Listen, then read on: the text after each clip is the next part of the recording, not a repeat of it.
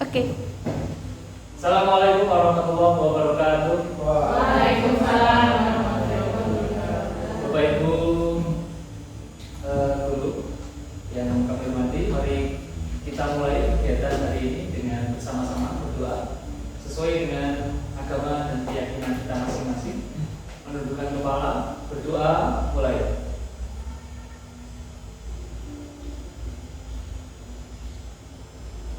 Berdoa selesai. Bapak Ibu guru hebat, perkenalkan di sini saya MH Ainun Haji akan berbagi ya. Di sini kita akan berbagi, nanti kita akan saling berdiskusi, kemudian boleh nanti apabila ada pertanyaan-pertanyaan juga di tengah-tengah presentasi boleh nanti Bapak Ibu kita saling dialog lah ya. Karena di sini saya akan membawakan tema ada diseminasi ya. Diseminasi kita artinya adalah berbagi praktik baik yang kami pahami di materi-materi PGP ya. Di situ ada budaya positif. Nanti kita akan lihat bersama apa saja hal-hal yang bisa menumbuhkan peserta didik kita terhadap budaya positif. Baik, Bapak Ibu yang kami hormati, kita akan memulai agar kita bersama-sama lebih bersemangat. Mari kita mulai dengan speaking.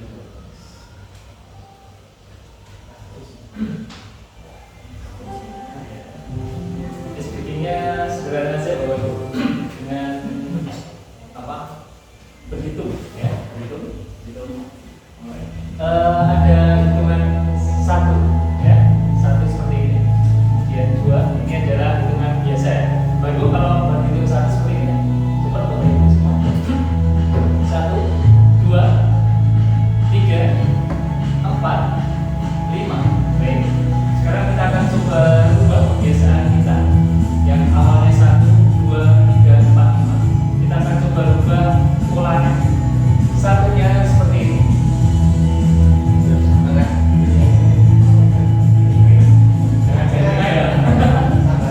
Ya, kita akan rubah 1, 2, 3, 4, 5. Lagi 1, 2, 3, 4, 5. Oke, kita ulangi ya. Coba 1, 2, 3, 4, 5. Kita akan coba dengan hitungan agak cepat ya. Mari kita mempraktekkan pola lama dulu ya. Pola lama dengan cara cepat, nanti kita coba pola baru yang saya ajarkan tadi dengan juga dalam tempo yang cepat. Baik, kita coba pola lama dulu ya. 1, 2, 3, 4, 5. Kita coba pola baru. 1, 2, 3, 4, 5. Oke, kita pakai 2 jari dulu. 2 tangan. 2 tangan ya. Pola lama bersama-sama. 1, 2, 3, 4, 5. Kita coba praktekkan pola baru. 1,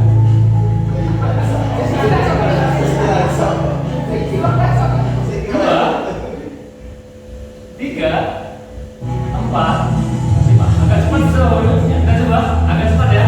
Pola baru dengan dipraktekkan agak cepat. Kita coba. 1, 2, 3, 4, 5. Terima kasih Bapak Ibu.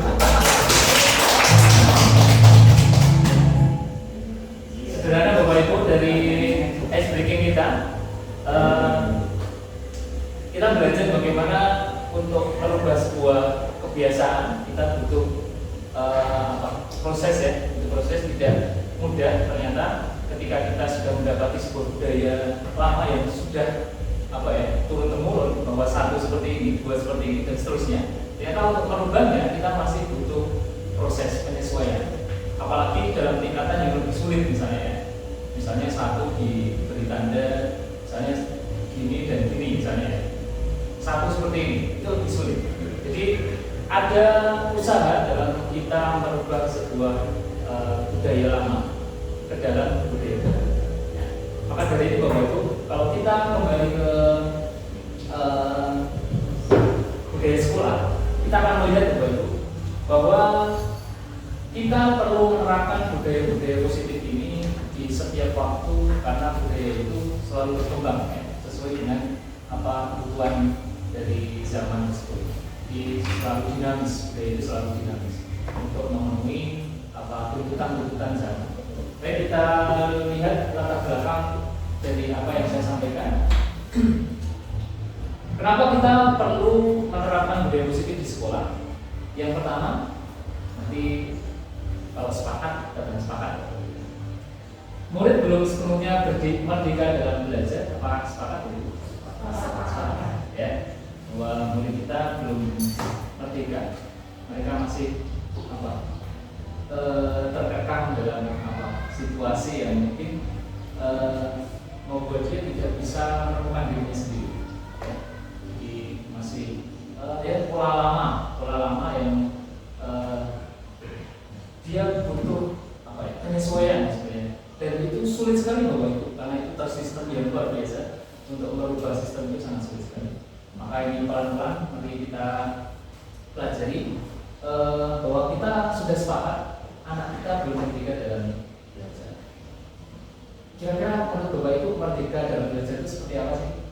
Menurut tanggapannya? Siapa yang mengerti? Kira-kira murid itu merdeka belajarnya itu seperti apa? Kenapa Bapak Ibu tadi mengatakan bahwa murid kita belum merdeka? Belum merdekanya gimana kira-kira? Ada yang mau menanggapi? Silakan. Ya, itu.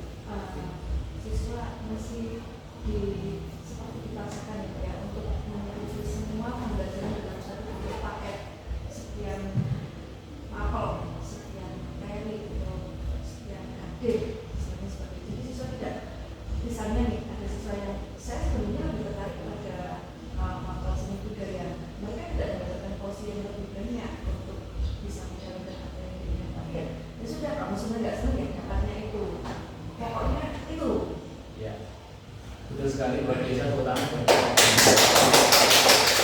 Jadi memang satu sisi beban ya, beban kurikulum yang luar biasa, dan kita mengakui bahwa sistem tersebut kita tidak bisa keluar dari itu ya.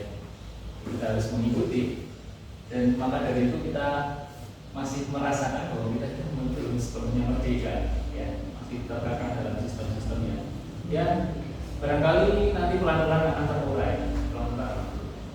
Yang kedua, murid membutuhkan faktor-faktor eksternal untuk menemukan kekuatan internalnya. Sepakat bahwa itu?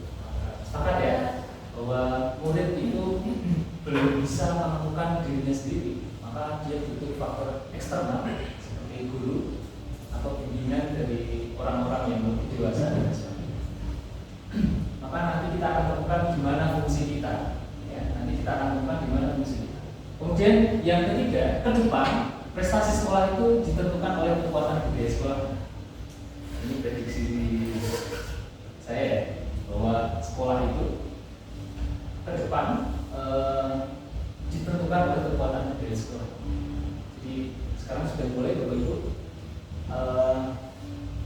sebagian besar orang mencari di sekolah itu ditanya budaya di sekolah tersebut seperti apa sih?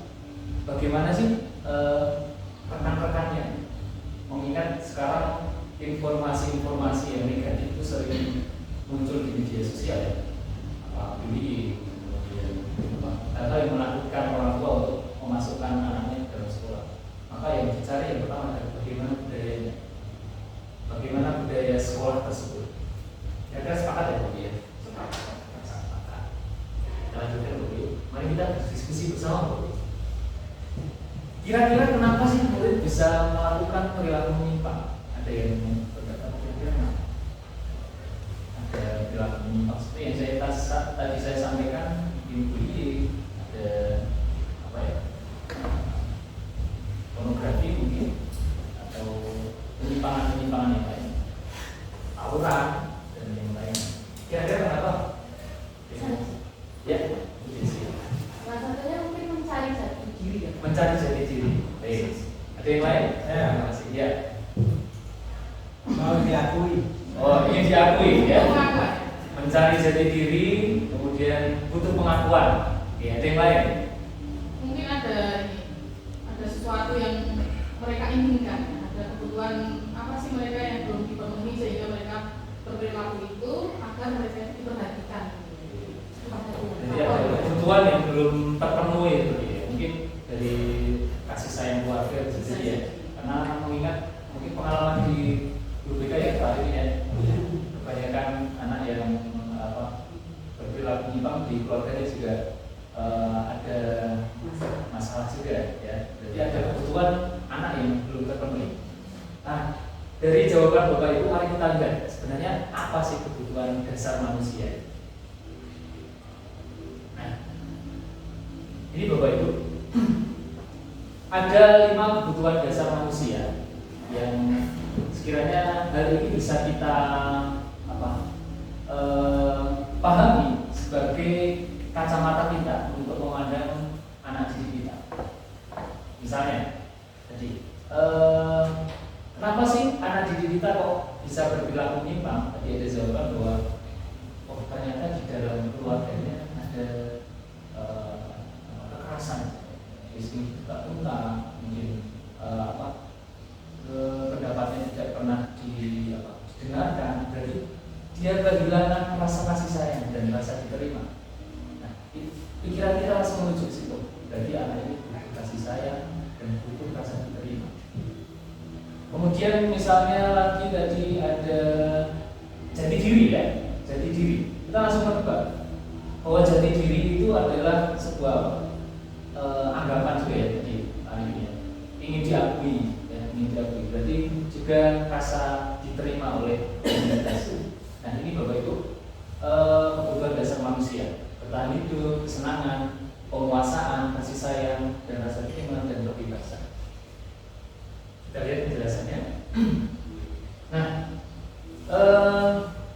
rasa kasih sayang ini berhubungan dengan kebutuhan untuk diterima, baik itu diterima di lingkungan keluarganya atau di lingkungan sekolah. Kita sering menemui Bapak Ibu ketika ada anak yang minder, misalnya dalam akademik ya, akademik dia akan mengungkapkan hal-hal bisa jadi negatif ya, karena tadi dia ingin diakui ya, ingin diakui. Saya pernah dialog dengan beberapa anak, sederhana sebenarnya, kenapa sih anak tersebut sekedar mengeluarkan bajunya, sedangkan aturan sekolah itu baju harus dimasukkan. Ini sederhana. Ternyata dia ingin dilihat ya, setelah saya bertanya mendalam, ternyata dia ingin dilihat. Sama juga ketika ada aturan pakai sepatu hitam, maka pakai sepatu putih, sama juga ternyata, karena ingin diakui, dilihat, terlihat lebih keren daripada yang lain. Kenapa bisa demikian? Karena dia tidak punya kesempatan untuk berekspresi di hal-hal yang positif. Ini karena berhubungan dengan kebutuhan dasar manusia tersebut. Dan yang lainnya ada penguasaan, bertahan hidup, dan kebebasan. Kita lanjutkan dulu. Nah, maka dari itu kita perlu mengadakan sebuah budaya positif, yaitu pembiasaan menyadarkan murid dengan tujuan menciptakan kesadaran dalam diri murid agar melakukan tindakan yang baik dan bersifat. Jadi poinnya ada menciptakan kesadaran dalam diri murid. Jadi ada 3 dalam teori sosial, ada 3 cara dalam membentuk sebuah budaya. Yang pertama ada habituasi atau pembiasaan. Yang kedua ada modal. Modal itu adalah pengetahuan atau yang ini masuknya dalam modal. Yang ketiga adalah kapital. Kapital itu adalah pemunculan atau tokoh atau teladan. Dia ada 3 ini: pembiasaan, modal, kemudian pemunculan. Nah, ini masuk ke dalam modal. Modal adalah konsep-konsep yang diberikan kepada anak didik kita. Dan tentunya modal ini tidak bisa berdiri sendiri. Ketika kita sudah memberikan modal-modal kepada anak, cara berpikir yang benar, bisa mengevaluasi diri,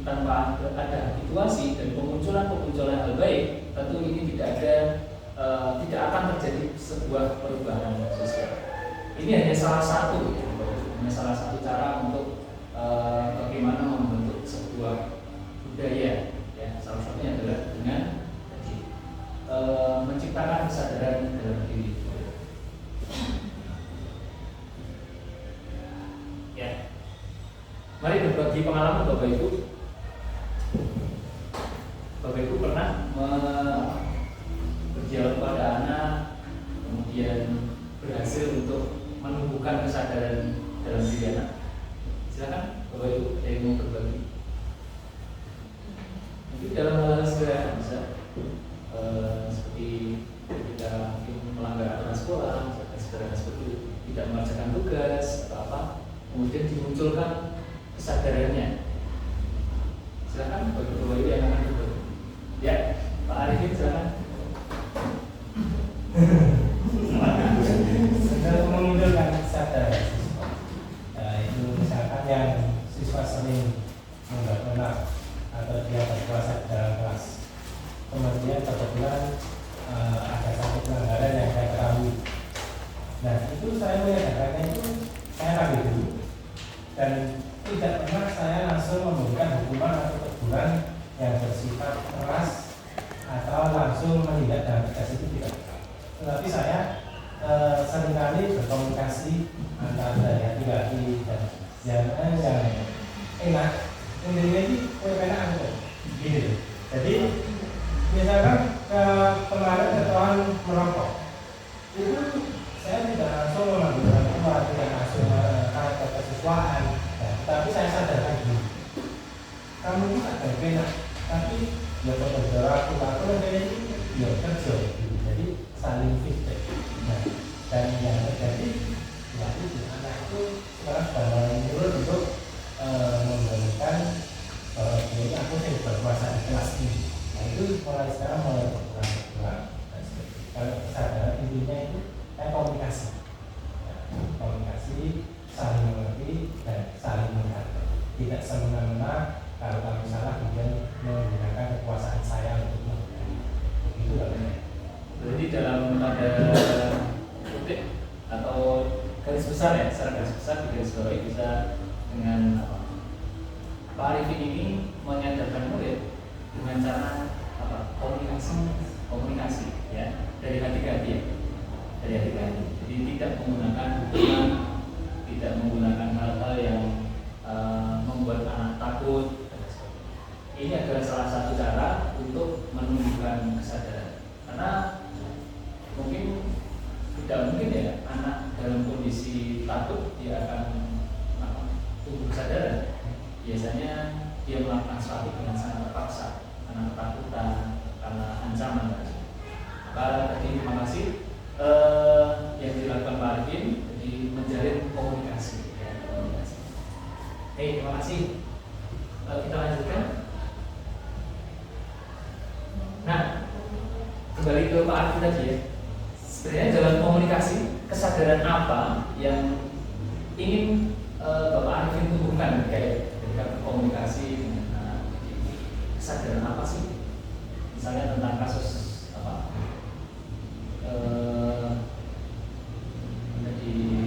Kesadaran kalau melakukan hal itu tidak tepat. Karena tidak melakukan selanjutnya. Berarti apa? Mengarahkan bukan anak peserta didik atau murid untuk menemukan bahwa perbuatan itu sebenarnya tidak tepat dilakukan, ya. Sampai kepada kesimpulan seperti itu. Di komunikasi itu, ya, Pak Arifin mencoba mengarahkan komunikasi itu pada kesimpulan bahwa kamu itu tidak tepat melakukannya. Walaupun nanti komunikasi ada retorika komunikasinya ya. Kalau gitu sih, ya. Tapi pada intinya Pak Arifin akan menekankan bahwa perbuatan itu tidak tepat. Kenapa butuh komunikasi? Karena anak itu sebenarnya butuh bangunan pemikiran yang tepat agar pemikiran itu kuat. Sehingga ketika pemikiran kuat, dia bisa menyimpulkan, maka suatu ketika anak itu mendapatkan masalah yang sama, dia sudah tidak mengulang lagi karena sudah punya konsep yang tepat. Jadi yang mencoba dibangun hari ini. Pak Irman, itu bisa saya tambahkan ya. Yeah. Saya sangat setuju dengan apa yang disampaikan oleh Pak Arifin tadi.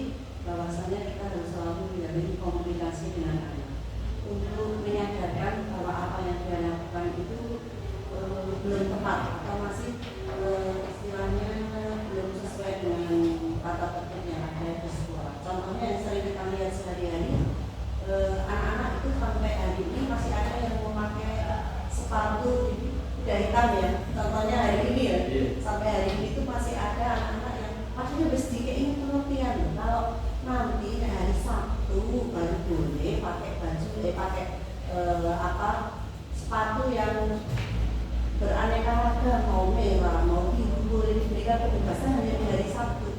Tapi sampai hari ini kan kita masih melihat ya anak-anak itu masih kepengen memakai sepatu yang warna lain selain hitam. Nah ini kita juga sebuah kesadaran dari anak untuk menumbuhkan itu kan perlu diajak bicara.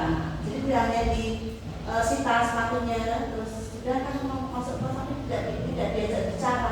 Jadi sebenarnya anak-anak itu perlu diajak bicara, perlu diajak komunikasi. Kemudian kita menggiring akhirnya ke restitusi ya, biar mereka itu sadar dengan kesadaran sendiri bahwasanya nantilah sabar, nunggu sampai hari Sabtu kalau mau pengen memakai sepatu yang warna putih, merah, biru dan seterusnya. Nah, itu yang menjadi PR kita Pak. Menjadi PR kita bagaimana Bapak Ibu guru bisa menumbuhkan kesadaran anak itu. Jadi mereka itu melakukan kegiatan atau berperilaku itu sudah sesuai dengan ketentuan sekolah. Tapi mengerjakannya dengan senang gitu, dengan senang hati, tidak terpaksa. Mereka tetap gembira walaupun menggunakan sepatu hitam begitu Pak. Jadi itu tambahannya PR buat kita ya. Itu hal-hal yang kecil seperti ini aja. Sepatu aja yang sering kita lakukan, hanya anak disuruh nyopot sepatunya terus ditinggal di ruang dulu terus WC begitu lagi. Jadi kita kurang komunikasi dengan anak. Di TPR itu. Ya, terima kasih. Yang lain. Sepatu pernah berapa kami ajak dialog dan beberapa berhasil, yang lainnya banyak yang tidak karena konsep pemikirannya belum pas. Yang pernah berhasil seperti ini saya berbagi kepada Bapak Ibu. Jadi awalnya saya tanya kenapa memakai sepatu putih? Kenapa? Ternyata dia merasa lebih nyaman, kemudian lebih keren. Dengan memakai sepatu putih itu lebih keren. Kemudian saya bertanya lagi, ya, jadi kenapa kamu kok merasa lebih keren memakai sepatu putih dibanding dengan memakai sepatu hitam? Menurut dia keren itu apa ya? Dia memberikan penjelasan lebih bersih, ya, dia merasa ya keren lagi, ya, merasa lebih pede. Kemudian untuk mematahkan juga itu, saya bertanya, berarti kalau pakai sepatu putih keren, yang sepatu hitam tidak keren dong?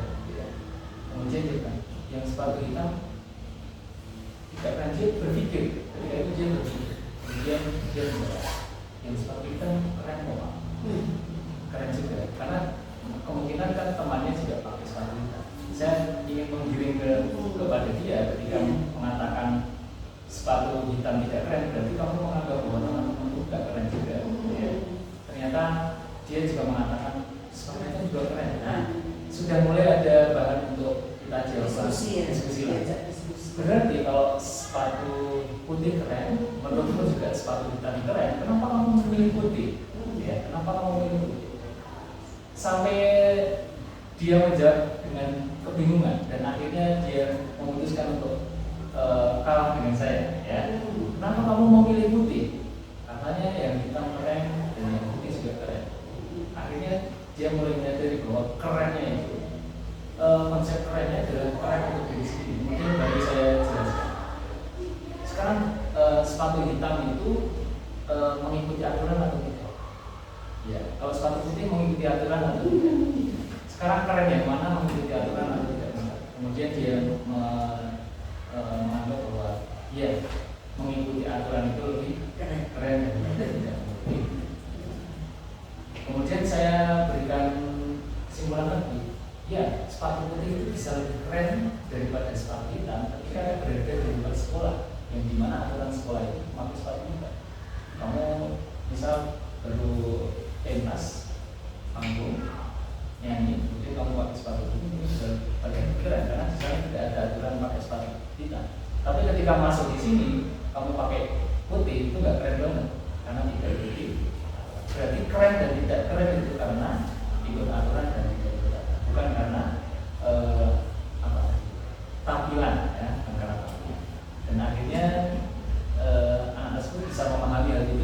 sampai sekarang saya lihat pakai pita, tapi yang lainnya nggak bisa seperti itu. Iya. Nggak ada. Saya kesadaran diri Iya. belum tumbuh. beda-beda daya tangkap anak-anak. Ternyata, nah itu pengalaman saya dialog dengan anak. Nah, dari hal-hal yang coba kita dialogkan tadi, pasti ada nilai kebajikan universal yang akan kita didik di sana. Ya, akan kita didik. Ketika kita dialog, apa sih sebenarnya kesadaran yang akan kita munculkan dalam dia? Termasuk tadi ketika berbicara sepatu, maka sebenarnya saya ingin menyadarkan diri kepada diri anak tentang apa? Berperilaku kalau mengikuti aturan dalam sebuah tempat itu namanya apa? Bisa menempatkan sesuatu di tempatnya itu adil, proporsional bisa. Maksudnya saya ingin menyadarkan anak bahwa ketika di sekolah kamu harus berperilaku sesuai dengan porsinya di sekolah seperti itu. Dan itu adalah nilai universal di mana hal-hal yang ingin kita tumbuhkan sebenarnya adalah hal tersebut. Ya, misal di masyarakat, ya misalnya di masyarakat, kita di keluarga juga bersikap di dalam keluarga, juga di lingkungan formal di sekolah dia juga berbicara dengan cara yang formal. Nah itu kalau dalam bahasa Islam adil ya, bisa menempatkan sesuatu pada tempatnya. Itu yang nilai-nilai Indonesia yang akan ditumbuhkan. Nah, kita juga bisa lihat bahwa itu dari motivasi murid. Ada 3 motivasi murid dalam melakukan sesuatu. Yang pertama, menghindari ketidaknyamanan atau hukuman. Yang kedua, mendapatkan imbalan. Yang ketiga, menghargai diri sendiri. Nah, motivasi yang terbaik dalam diri murid adalah yang nomor 3, yaitu menghargai diri sendiri. Kemudian dia sudah mempunyai nilai-nilai yang akan dia tumbuhkan dalam diri. Berbeda ketika dia melakukan sesuatu, seperti dia tidak memakai sepatu putih, memakai sepatu hitam karena takut hukuman.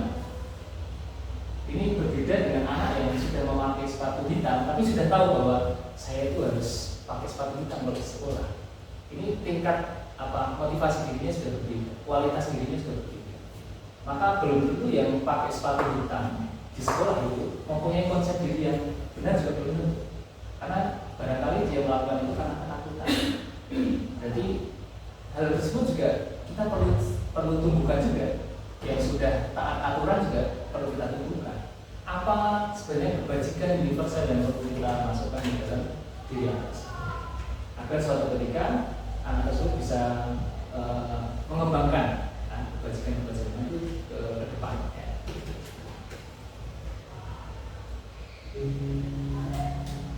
Saya katakan seperti ini.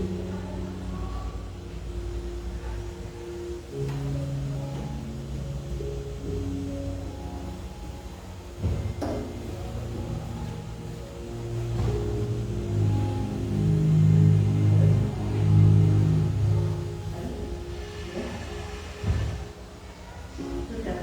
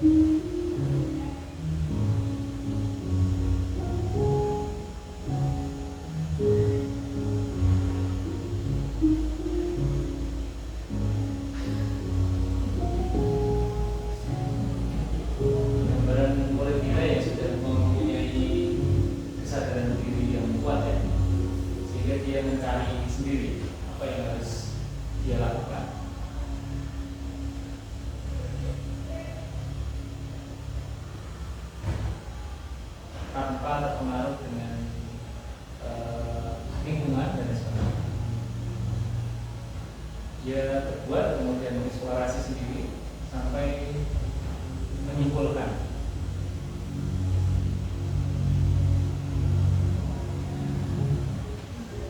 Dan akhirnya dia bisa menyimpulkan dan dia bisa menentukan sendiri apa yang harus diperbuat. Dan setelah itu dia bisa menginspirasi yang lain.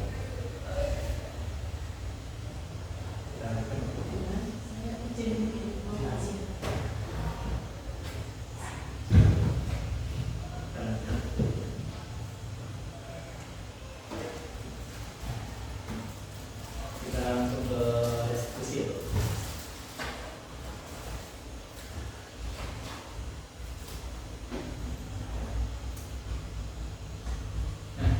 Ini adalah segitiga restitusi. Ini segitiga restitusi adalah salah satu cara untuk menumbuhkan kesadaran dalam diri murid. Yang saya gunakan tadi ketika berdialog dengan anak yang bersepatu putih tadi adalah menggunakan teori, ya, menggunakan teori segitiga restitusi yang coba untuk saya praktikkan dalam dialog pada anak. Ada 3 unsur dalam kita berdialog untuk menyadarkan diri. Yang pertama adalah menstabilkan identitas. Yang kedua, validasi tindakan yang salah. Kemudian yang ketiga, menanyakan keyakinan. Nah, keyakinan ini bisa, kalau sudah membuat keyakinan kelas, bisa ditanyakan keyakinan kelasnya. Kalau belum, bisa ditanyakan keyakinan yang berlaku dalam kehidupan sehari-hari. Bisa keyakinan dalam beragama, bermasyarakat, atau bernegara. Contohnya menstabilkan identitas itu baru bisa menggunakan kata-kata seperti ini. Berbuat salah itu hal yang manusiawi, tapi ini pasti koma ya. Tidak ada manusia yang sempurna. Bapak Ibu juga pernah berbuat salah. Kita pasti bisa menyelesaikan masalah ini dan sebagainya. Ini menstabilkan identitas anak yang sedang melakukan kesalahan, sehingga anak tersebut tadi berada pada posisi yang netral, tidak berada pada posisi ketakutan, di bawah ancaman, sehingga nanti ketika diajak dialog dia akan menjawab dengan kata-kata yang alamiah, yang tidak dibuat-buat seperti itu. Kemudian yang kedua, validasi kebutuhan. Nah,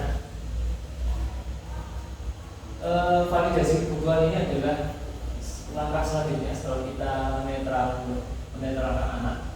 Kemudian kita bisa memasukkan pengetahuan pada anak. Misalnya tentang tadi berbagi hitam dan putih, jadi kita bisa memasukkan pengetahuan tentang aturan, tentang bagaimana konsep keren itu dan sebagainya. Itu validasi kebutuhan, ya. Jadi kita memberikan masukan-masukan. Yang selanjutnya menanyakan keyakinan. Menanyakan keyakinan adalah mengembalikan anak kepada keyakinan awal bahwa dalam konsep pendidikan kita, anak itu sudah dibekali dengan potensi-potensi positif. Dia sudah punya hati nurani, di mana ketika itu ditanyakan dia pasti punya. Misalnya tentang kejujuran, dia pasti punya konsep tentang kejujuran semuanya. Konsep tentang menghargai pasti, konsep tentang sopan santun pasti. Semua anak punya itu. Tinggal kita menanyakan itu kembali. Dan barangkali dia melakukan itu karena dia lupa bahwa dia harus bersikap sopan, bahwa dia harus menghargai itu. Nah, ini saya pernah praktik segitiga restitusi dulu.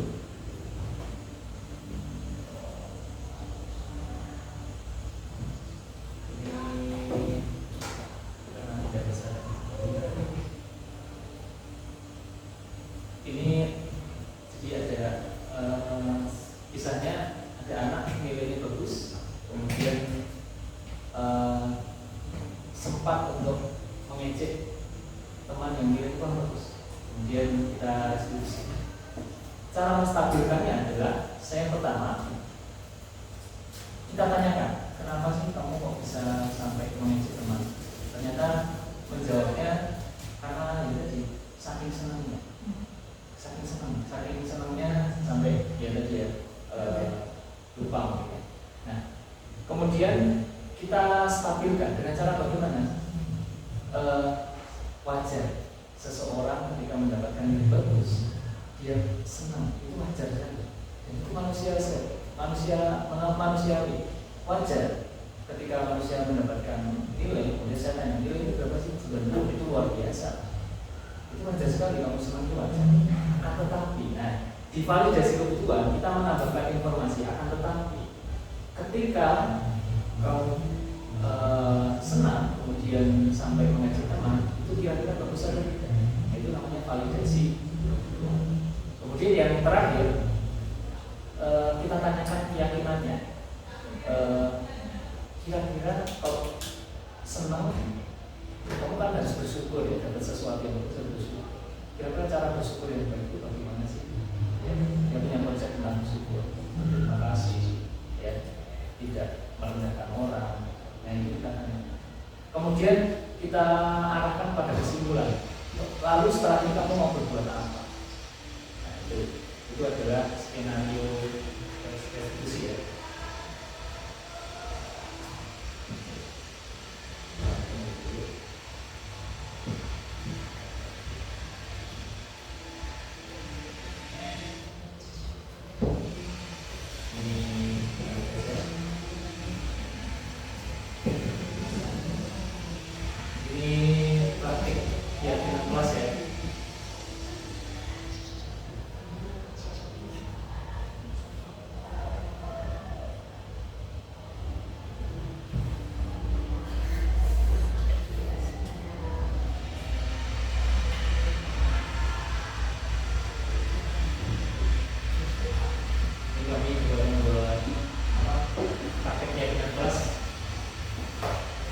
Religius, peduli dan toleransi ini yang coba kita lakukan, walaupun perubahannya belum nampak ya. Kemudian kami juga mempraktikkan namanya bimbingan individual melalui berbentuk bukti konsep yang kami maksud. Di bimbingan individual tadi cara menerapkan segitiga restitusi akan tetapi melalui sebuah laporan kartu, ya, laporan kartu. Saya berikan kartu pada anak yang akan saya bimbing, kemudian anak tersebut harus melapor kepada saya setelah sholat. Nah, di saat bertemu, saya berdialog dengan anak. Isi dialognya adalah segitiga restitusi.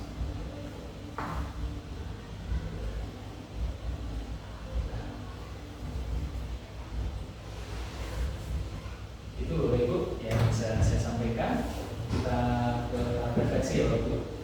Saya mohon tanggapan. Hal baru apa yang saya dapatkan nanti? Silakan, Bapak Ibu. Saya Ya. Menarik tentang tadi yang sudah disampaikan, misalnya tentang restitusi ya. Ternyata ada banyak cara yang bisa digunakan guru untuk menangani permasalahan siswa. Contohnya tadi yang sudah dilakukan oleh Pak Arifin, Guru BK itu tidak kita serta-merta seperti hakim yang menjudge anak, kamu salah dan kamu harus hukum, ternyata bisa dengan cara lain seperti yang dilakukan tadi dengan mencari tahu permasalahannya itu apa, sebenarnya kamu itu apa. Kemudian yang dilakukan oleh Pak MH tadi merestitusi anak dengan cara yang apa ya, di akhirnya anak itu akan seperti oh iya ya, dia itu sadar sendiri. Jadi ternyata banyak cara yang bisa kita lakukan, tapi hanya mungkin kita belum coba. Jadi dulu kan orang akal ya untuk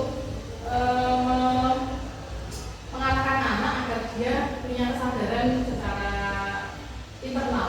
Jadi memang kita punya peran untuk pertama kita perlu membantu anak agar dia punya kesadaran sendiri. Tapi pada akhirnya anak itu secara mandiri akan melakukan seperti yang dalam video tadi. Dia tadi apa ya? Burung tadi ya. Nah, itu tadi lucu ya. Kalau kita bayangkan, oh itu lucu. Tapi di balik itu ternyata ada, iya dia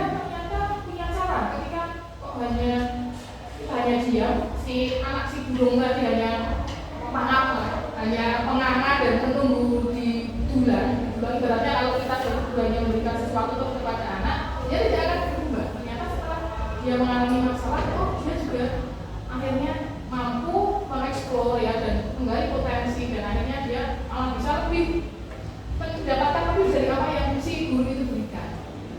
Iya, terima kasih. Yang akan memberikan tanggapan.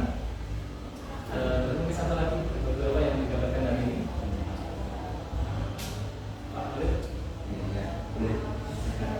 Nah, alhamdulillah setelah mendapatkan materi dari Pak Indra, saya membedakan antara mengajar dan mendidik. Saya yakin kalau semua guru itu bisa mengajar, semua guru mata pelajaran apa saja pasti bisa mengajar, tapi belum tentu guru itu bisa mendidik. Salah satunya untuk menunjukkan kesadaran diri itu. Jadi kita sebagai guru harus belajar terus untuk bisa mendidik anak itu agar tumbuh sadar. Itu yang saya pikirkan. Terima kasih Pak Khalid.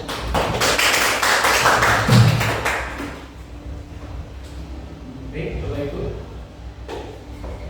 Yang pertanyaan nomor 2, perasaan apa yang muncul selama mengikuti sesi ini, khususnya mengenai makna disiplin dan motivasi intensif? Bapak Ibu ada yang akan memberikan tanggapan? Setelah kita lihat tadi, kita terfokus pada menumbuhkan kesadaran diri ya, atau motivasi intensif. Silakan. Pak Wahidin.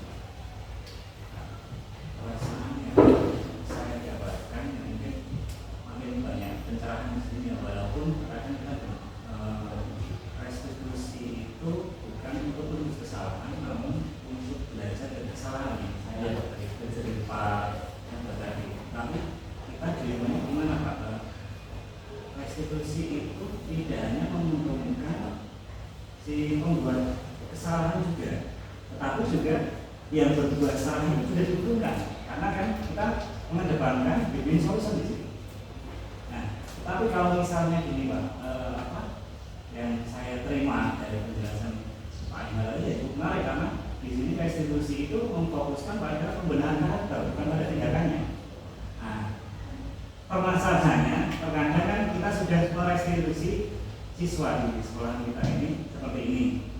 Nah, seenggaknya kalau misalnya siswa itu sudah berkonstruksi dengan restitusi tadi, bisa menjadi istilahnya siswa tersebut di luar sana, karena belajar ini di sekolah, tidak di instansi, di sekolah, tapi juga di luar sana juga. Dia bisa menginspirasi orang lain bagaimana menyelesaikan kasus itu dengan baik.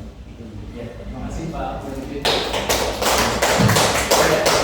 Terima kasih Pak Wahidin, memang untuk tadi ya, merubah sebuah budaya, saya katakan di awal tadi. Ini hanya bagian kecil dari cara kita merubah budaya. Ini hanya salah satu saja di antara 3.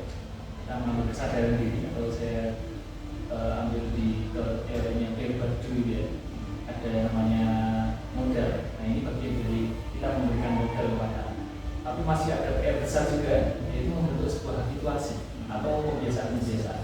Dan kebiasaan itu butuh aturan. Maka di sini kita lepas dari aturan, tapi dalam pola kebiasaan kita butuh aturan, butuh tata tertib dan lain sebagainya.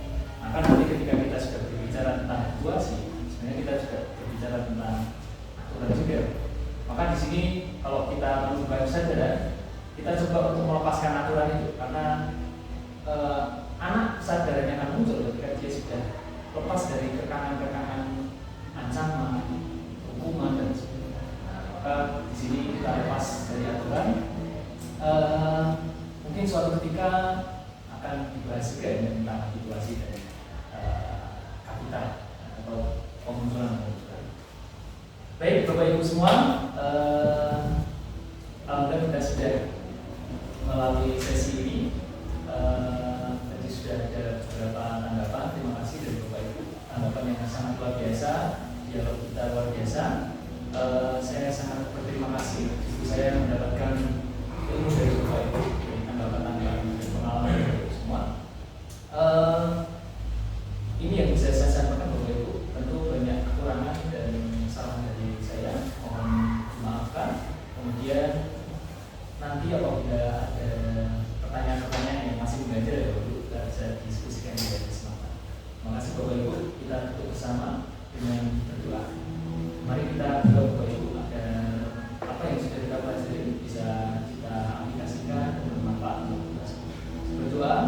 sesuai agama dan keyakinan kita masing-masing. Mulai.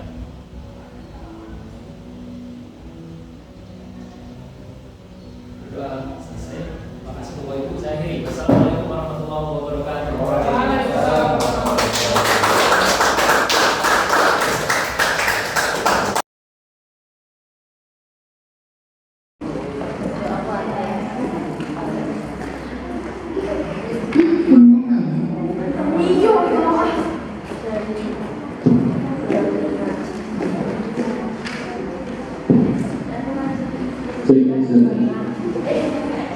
Jadi saya duduk mau berdiri.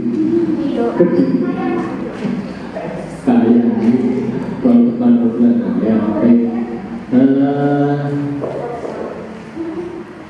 Saya tanya dulu, kalian itu relax atau tegang di sini? Terima kasih ya. Terus ada penelitian menarik sesederhana tepuk tangan itu membuat kita relax. Sesederhana senyuman di wajahmu ya. Jadi ketika kita senyum sebenarnya ada otot-otot yang rileks. Jadi perbanyak senyum. Ketika banyak masalah, senyum-senyum sendiri di depan kaca. Ya. Kemudian mau memuji diri sendiri. Aduh terima kasih ya. Terima kasih itu jadi rileks ya. Termasuk saat ini ketika kita bersyukur berada di tempat ini ya bersama teman-teman yang baru, bersama teman-teman yang semangat, visioner sekali, punya harapan ke depan yang luar biasa, membuat kita sangat bersyukur ya, membuat kita sangat bersyukur beri kesempatan oleh Allah, oleh Tuhan di tempat ini, sehingga tidak ada alasan untuk tidak bersenyum hari ini ya. Mana senyumnya coba saya lihat, terpaksa banget. Baik, bukunya diletakkan dulu saja ya. Baik. Kita tepuk sebentar ya. Tepuk sebentar. Tapi karena saya harus menggunakan dua tangan, maka mic-nya saya letakkan dulu ya. Kita 2 menit untuk merefleksikan pikiran.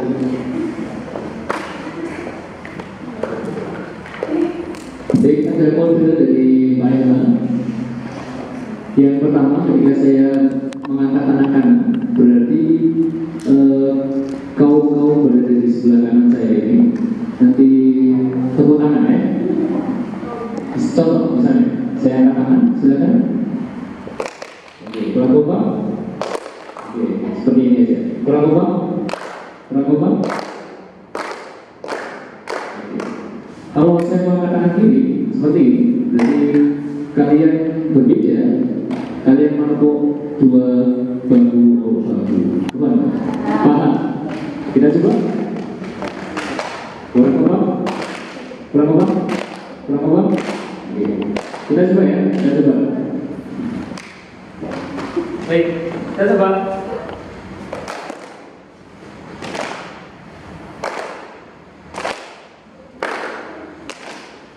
Kita coba lagi ya.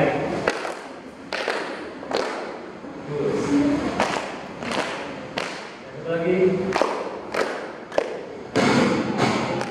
Kita coba ya. Konsentrasi. Oke.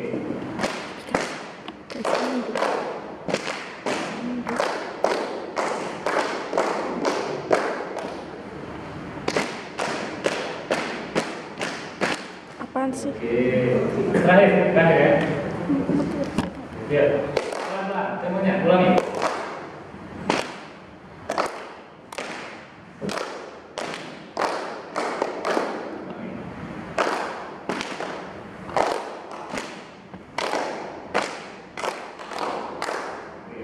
Sekarang tepuk tangan saya. Oke, ayo. Kodenya masih ulangi.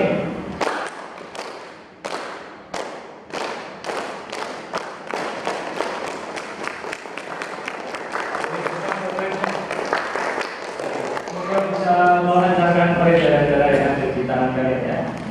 Oke.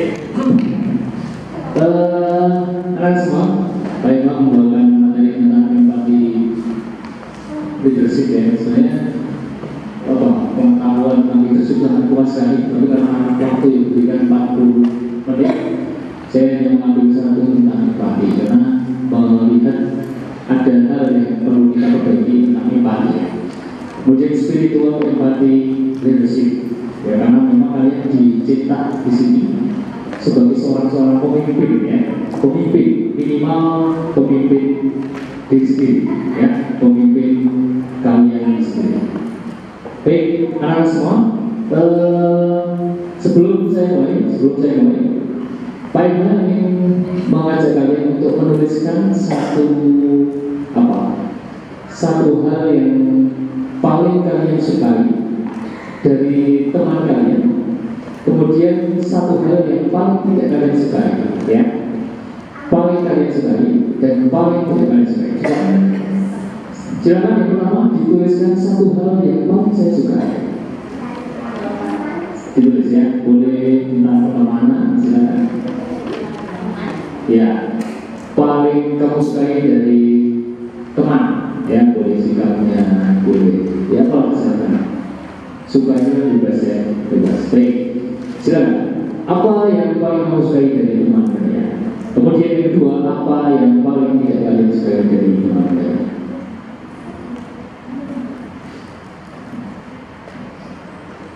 Baik, boleh saya melihat salah satu dari apa yang paling kalian sukai?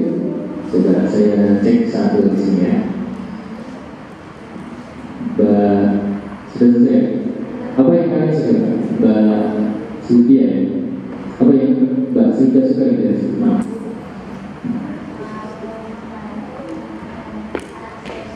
Oke, selalu membantu dan selalu ada ketika susah, ya, yang disukai. Oke, sebelah sini. Apa yang disukai?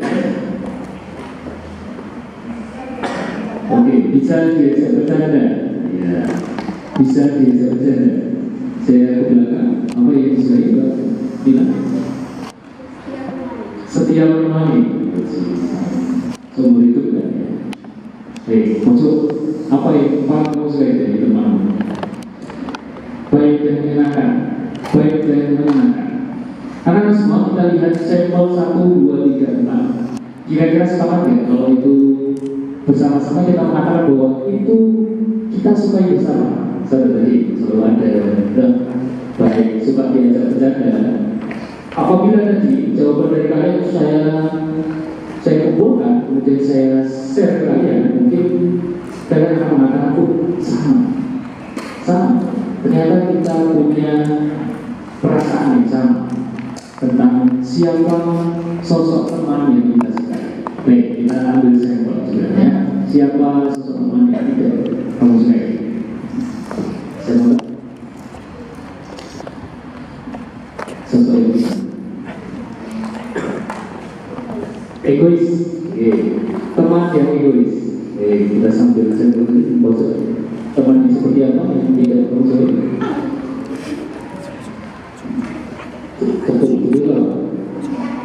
Keadaan, sering keadaan, ya, tapi dalam hal kalau seperti itu apa?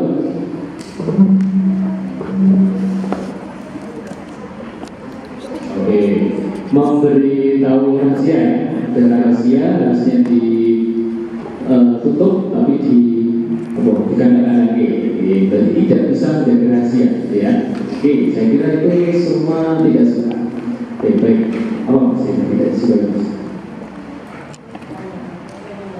Teman yang sering mengganggu, ketika kita sedang serius, gitu, ya, mengganggu. Baik, silakan satu. Apa yang tidak disukai? Oke, sering mengecek nama orang tua, ya. Pernah diecek, Mas? Pernah sering. Baik. Ini empati adalah perasaan di mana kita perasaan apa yang orang lain rasakan, ya, perasaan di mana merasakan yang orang lain rasakan. Kunci dari keorganisasian kita adalah saling empati, satu rasa. Ciri dari kekompakan organisasi adalah satu rasa, satu jiwa, tujuannya sama, ya. Jadi ketika kita tidak suka terhadap sesuatu, maka konsekuensinya adalah kita jangan melakukan itu. Itu namanya empati. Kita tidak suka dengan cepu, maka kita jangan cepu, misalnya. Kita tidak suka dengan mengejek nama orang tua, diejek nama orang tua. Kita tidak mengejek nama orang tua. Konsekuensi, ya. Kita tidak suka dengan orang yang egois. Kita jangan egois. Itu konsekuensi. Itu adalah empati. Kita merasakan sesuatu yang seharusnya ketika orang lain merasakan itu, ya sama-sama satu rasa, satu jiwa, ya. Ya, itu gambaran tentang empati. Dan saya kira semua punya nilai-nilai universal dalam satu kelompok ini, mempunyai nilai-nilai universal yang kita sepakat bahwa kita tidak suka dengan ini dan kita suka. Baik, anak-anak semua, saya akan mengenalkan empati. Ada jenis empati, empati kognitif, emosional, sosial, dan spiritual. Nanti kita akan lihat bersama. Ini dibutuhkan ketika kalian berada di satu keorganisasian. Kita butuh 4 hal ini: empati kognitif, empati emosional, empati sosial, dan empati spiritual. Baik, kita akan coba kalian ingat ya. Ketika nanti saya akan mengatakan empati, kalian jawab bersama ya. Kognitif, kemudian apa yang kedua? Emosional, kemudian sosial, kemudian spiritual. Oke, baik. Kita jawab bersama ya. Saya mengatakan empati, kalian jawab kognitif, emosional, sosial, spiritual. Baik. Saya berikan pertanyaan. Empati, kognitif, emosional, sosial, spiritual. Oke, ulangi pelan-pelan. Empati, kognitif, emosional, sosial, spiritual. Sekarang ada kata kuncinya. Kamu memahami ini, ya. Ini kalau enggak, nanti sudah tak kasih kayak gini. Ya, dia enggak mikir gitu ya.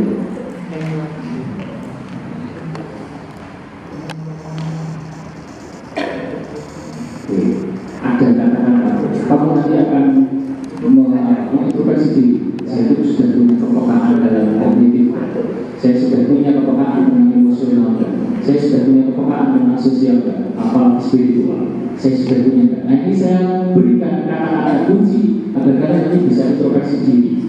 Dalam proses perjalanan ketika kalian berorganisasi, nanti kalian akan menemukan lika-liku, ya. Dan yang di situ dibutuhkan kebersamaan, satu rasa, satu jiwa. Maka kalian butuh kata-kata kunci. Ketika ada masalah, sebenarnya saya paham nggak sih dengan masalah ini. Jadi itu berhubungan dengan empati kognitif. Ya, kemudian kamu bertanya lagi, saya merasakan nggak sih apa yang dirasakan oleh misalnya ada perbedaan pandangan, perbedaan tentang sesuatu dalam sebuah keorganisasian.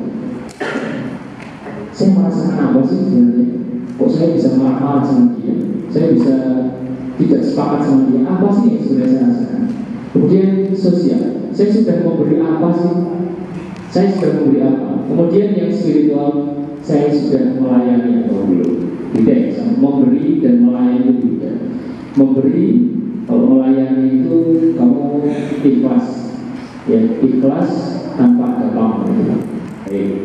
Ini kata-kata kunci. Kita akan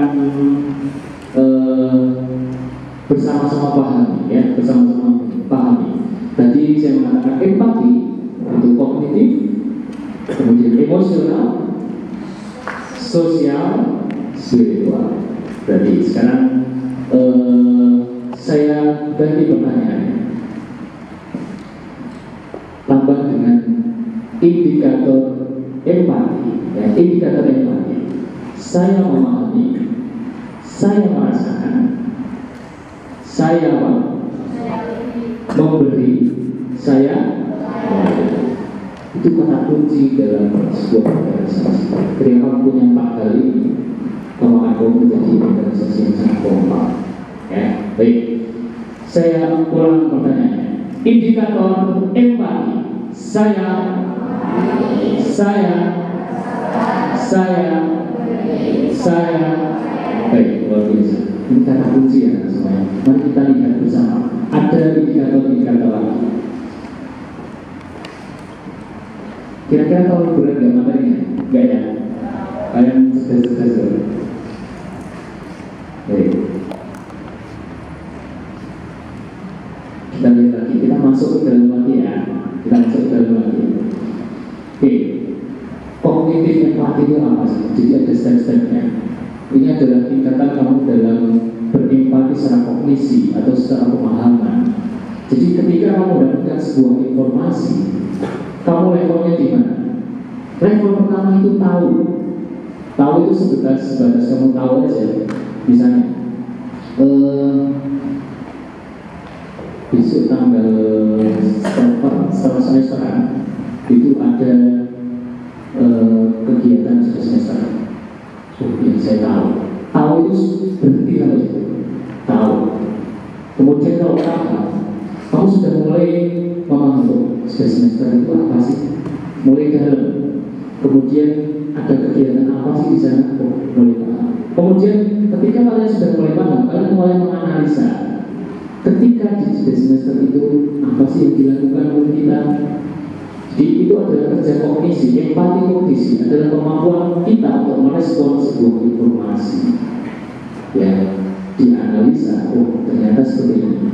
Tahun kemarin bagaimana sih? Ada kegiatan seperti ini bagaimana sih? Itu adalah analisa sebuah informasi. Kemudian yang terakhir kamu bisa menyimpulkan. Oh, kalau gitu kita melakukan ini. Nah, kalau kamu sudah sampai menyimpulkan, berarti kalian sudah mulai di kognitif empati di level yang nomor 4. Kalau kalian sekedar tahu, biasanya cuek. Ada informasi kalau kalian sekedar tahu, biasanya cuek. Apalagi kalian nggak tahu apa-apa, ya nggak tahu apa-apa. Saya yakin kalian itu tahu. Akan tetapi kenapa kamu berhenti dan tidak bertindak? Karena hanya berhenti di level tahu, tidak mau memahami, tidak mau menganalisa, kemudian tidak mau menyimpulkan. Informasi-informasi itu banyak sekali ya semua. Contoh misalnya, anak OSIS diwajibkan memakai jilbab sekolah. Tahu ya, tahu. Tapi kamu harus paham itu, sehingga kamu punya referensi kognitif yang kuat. Misalnya, kenapa sih kok saya harus pakai ini? Padahal itu tidak nyaman banget. Kalau kamu punya dia kritis seperti itu, kamu harus bisa menjawab pertanyaan-pertanyaan yang kamu tanyakan sendiri. Contohnya, agar paham adalah mau sih tidak bermain koin ini barang. Kamu harus jawab itu. Ya, kenapa saya harus memakai jilbab sekolah itu kenapa sih? Sederhana ya, sederhana. Kamu harus paham itu dan punya dasar kognitif yang kuat. Misalnya kamu cari-cari referensi. Oh, ternyata jilbab itu bukan pakaian misalnya ya, tapi dia adalah sesuatu yang apa? Ya, tapi lebih ke nilai-nilai psikologis ya. Misalnya menekan ego kita, sama dengan sepatu kita, menekan ego kita yang sebenarnya kita semua pengen pakai sepatu putih. Saya juga pengen nyaman tadi, pengen pakai kaos di sini saya. Tapi saya ketika berhadapan dengan kalian, saya pakai baju yang dipakai ini panas, tapi saya harus memiliki karena saya paham, saya harus menghormati kalian semua. Nggak mungkin saya pakai kaos. Berarti mulai paham. Setelah paham menganalisa, dianalisa. Jadi setiap informasi dianalisa, kemudian sampai menyimpulkan, oh iya, berarti memang benar. Saya harus pakai sepatu hitam, saya harus pakai jilbab sekolah, dan baju saya harus masuk. Nah, seperti itu namanya empati kognitif. Ya, empati itu adalah kemampuan kita dalam mengolah sebuah informasi. Jangan kamu anak OSIS kok cuma berada di level tahu, konfidennya, ya. Tahu itu cuma ya seperti itu. Tapi kamu harus bisa berada di level berapa. Sehingga apa? Ketika kalian ditanya oleh teman-teman kalian, mau sih aturan sekolah, kamu bisa menjelaskannya dengan hal yang sangat logis. Nah, itu ya. Karena karena ini hanya 40 menit, jadi saya hanya memberi informasi kepada kalian tentang hal-hal yang sifatnya itu dasar, ya, dasar baik. Silakan diperhatikan. Kenapa ini berhubungan dengan empati kognitif? Jadi empati kognitif itu mampu memecahkan sebuah masalah yang tidak banyak dipecahkan oleh orang. Kita lihat bersama.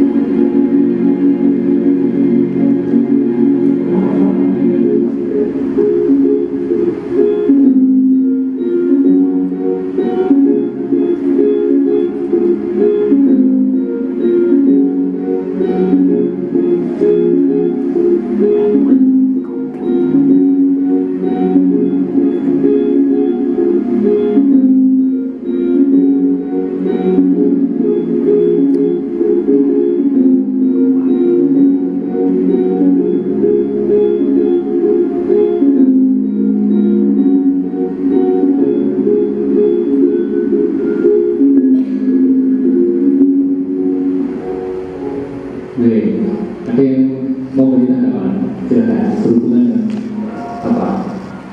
Mengolah sebuah informasi. Ada guru kecil ya, di mana dia melihat guru-guru besar. Dia ketakutan ketika ada kebenaran. Kemudian dia harus mencari sesuatu di dalam obat tersebut.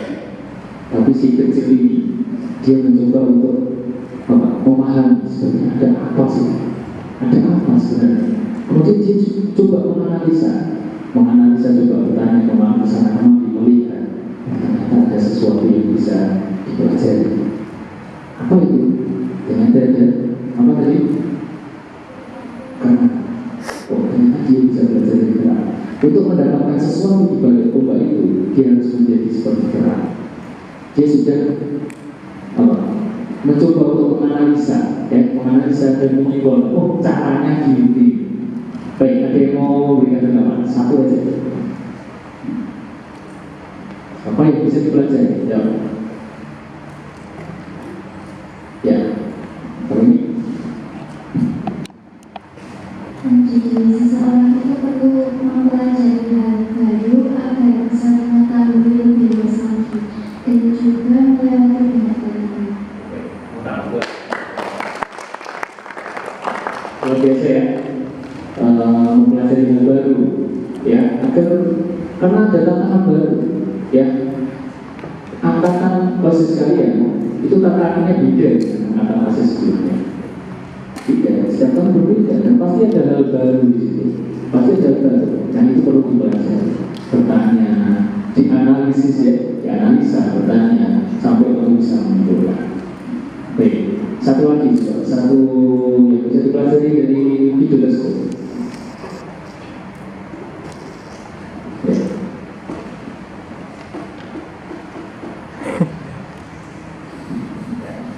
terus mencari tahu.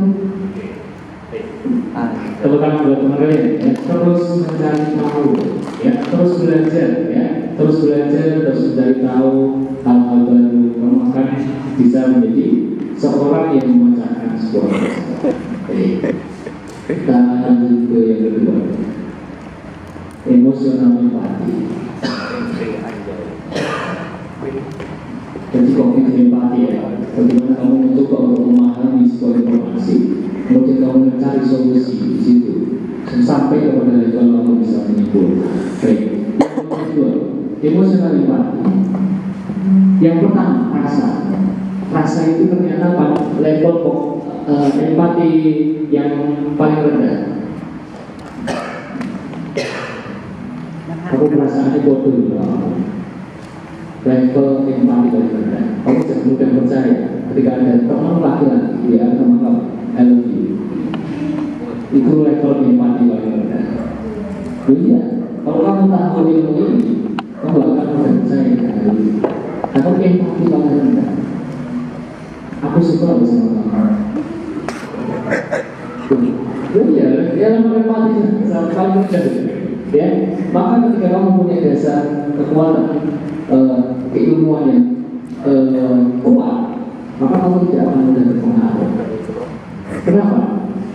Yang level 2 itu ada merasakan, kemudian menyadari. Level 2 itu baru menyadari. Misalnya ada teman bilang, kamu itu kok hari ini beda ya? Bedanya apa? Ya bisa membuat hidup lebih berwarna. Berwarna gimana? Ya kemarin dia agak jelaskan. Ya seperti ada pelangi di hari bulan. Ya misalnya gitu. Nah, ketika kamu ternyata punya klik yang sama, rasa yang sama, kamu harus tingkatkan kepada empati nomor 2. Sadari. Jadi bukan rasa toh, tapi kamu harus naik level menjadi sadar. Kamu harus mulai menyadari apakah ini yang dimaksud dengan cinta. Kamu harus sadar itu, ya kan? Apakah ini cinta? Kamu coba bertanya sama dia, cinta itu apa sih? Kamu tidak bisa jawab. Kemudian dia bertanya, dia mungkin kamu tanyakan, ketika kamu mengatakan seperti itu, apa sih tujuan sama saya? Ini dia mengatakan, saya ingin jadi pacar. Kemudian kamu bertanya lagi, lalu kamu ingin sadar, kamu ingin pacaran sama saya sampai kapan? Dia pasti tidak bisa jawab, karena dia hanya berada di level paling rendah. Rasa, kita harus sadar bahwa di balik rasa harus ada kesadaran, ya, termasuk bukan rasa cinta, tapi rasa benci. Dalam sebuah organisasi pasti ada perbedaan, dan di mana perbedaan tersebut bisa menimbulkan rasa benci. Contoh, itu kayak bicara, bukan terima sih, misalnya, saya nggak suka banget sama kayak bicara itu, ngomong-ngomong, berkobar-kobaran. Benci, tapi itu adalah level yang sama. Ketika kamu berada di level itu, kamu nggak akan tingkat. Kamu harus sadar, oh dia adalah teman yang satu perjuangan sama saya. Jadi saya harus sadar bahwa kita harus berjuang bersama. Perbedaan itu ya untuk saling belajar aja. Tapi kita di sini untuk saling membangun mencapai tujuan bersama. Ketika kita sudah sadar, maka kita akan menerima. Kita akan menerima. Bukan menerima cintanya, bukan ya. Bukan menerima, tapi menerima konsekuensi logis dari kesadaran itu. Misalnya, tadi ada yang mengatakan cinta, kita sadar bahwa ini bukan cinta. Ini pelampiasan nafsu. Misalnya, bagaimana dikatakan cinta sehingga dia memenjarakan saya nggak boleh gini, nggak boleh itu, password email saya harus dikasih dia. Memang dia siapa? Gitu. Dia nggak kasih uang saya gitu ya. Ayo, mereka sadar misalnya. Saya ingin tanggapan nanti di belakang gitu ya. Ini berhubungan dengan rasa tempe.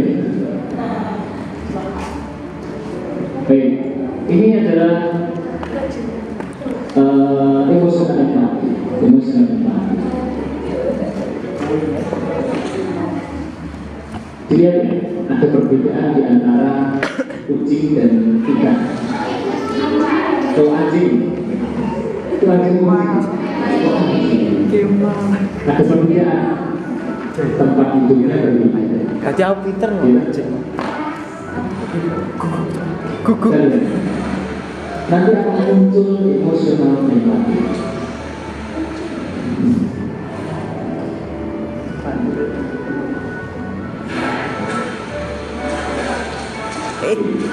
Dari permasalahan ini,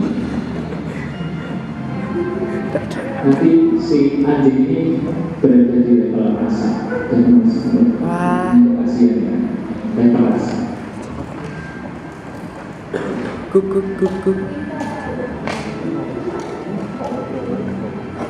Kemudian setelah rasa,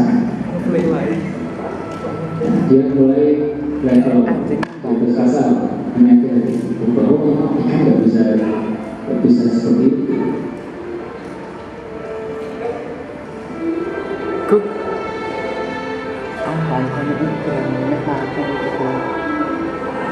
Setelah level sadar,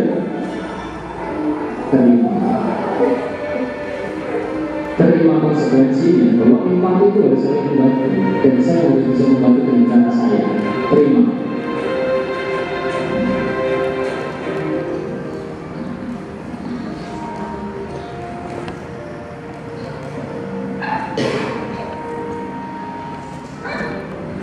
Terus yang kedua adalah ini adalah sebuah penghargaan yang diberikan oleh anjing kepada ikan. Apa penghargaannya? Ya. Penghargaannya dia bisa melompat atau menuju ke puncak dengan melompat.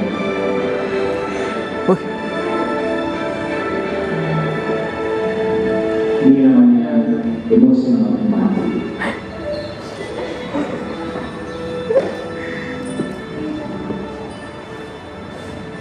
Ini menghargai seperti itu. Dia senang melihat seseorang yang atau sesuatu yang diperjuangkan itu berhasil. Tapi Tuhan, Allah itu punya rencana yang tidak pernah dipikir oleh sang pemberi.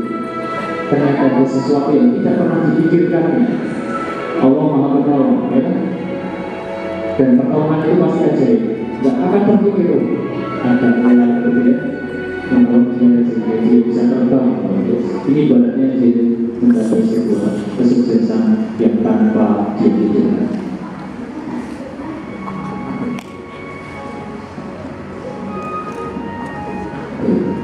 Satu tanggapan. Sudah lebih satu ya. Kok kita rekam dulu ya Allah. Kok ini tadi? Cakep. Makasih teman-teman. Bukan hanya tempat tiga ya, tempat tiga cara hidup lagi berbeda semua. Anjing sama ikan itu berbeda. Bahkan ikan itu bisa jadi mangsanya, ya kan? Ya bukan? Bisa jadi mangsanya, tapi tidak dimangsa. Oke, lanjut. Yang kedua lagi emosional, empati. Kalian harus merasakan apa lagi? Menyadari. Yang ketiga apa? Menerima dulu, kemudian nomor tiga, sosial empati. Sosial empati ini berhubungan dengan kehidupan sosial kalian. Kunci adalah menjalin hubungan baik atau silaturahmi. Dalam silaturahmi itu mengenal yang mengenal satu sama lain. Saya harap kalian jangan cuma pada level 1 saling mengenal, jangan. Kalau pengen organisasi ini berhasil, jangan hanya mengenal, tapi naikkan levelnya. Kalau cuma mengenal, dan tidak berhasil. Cuma mengenal pilihan atau jangan, tapi naikkan levelnya kepada level mendukung, level dekat. Dekat itu mengerti, ya. Kemudian sampai kepada level memberi apa yang kamu punya berikan, apa yang kamu punya. Baik ya. please menerima. Oke, satu pelajaran untuk emosi sosial empati ya.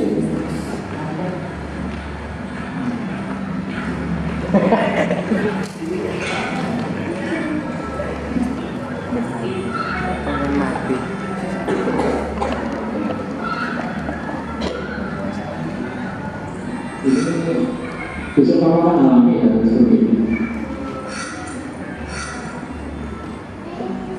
Susah, dengan kegiatan bersama. Tapi asiknya memang di sini, asiknya di sini.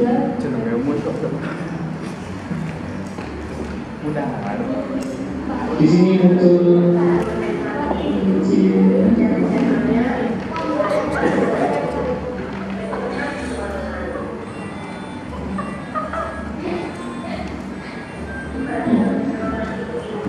kebersamaan itu indah. Tidak. Yang terakhir, spiritual empati yang pertama diajukan, ya, tinggal kita punya sang pencipta yang harus memberikan setiap waktu. Kemudian yang kedua amanah. Amanah itu apa sih? Menjalankan apa yang sudah menjadi titipan kita, ya, ibadah-ibadah. Kemudian rahmah itu cinta, saling menyayangi. Rahmah itu apa? Dekat dengan rahmah atau kamu mencoba ramah kepada siapa sebelum itu ya. Dalam rahmah. Dan terakhir melayani, ya, melayani siapa yang dilayani ya siapapun. Baik. Saya kira habis ini mau lihat video. Mau dong. Oke, terakhir ya. Semoga kejauh. Bisa memanjangkan waktu. Inilah spiritual empati.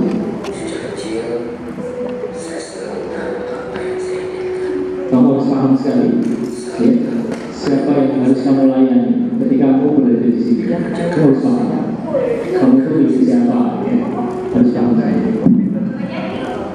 Sampai pada suatu hari, saya ingatkan sesuatu yang membuat hidup.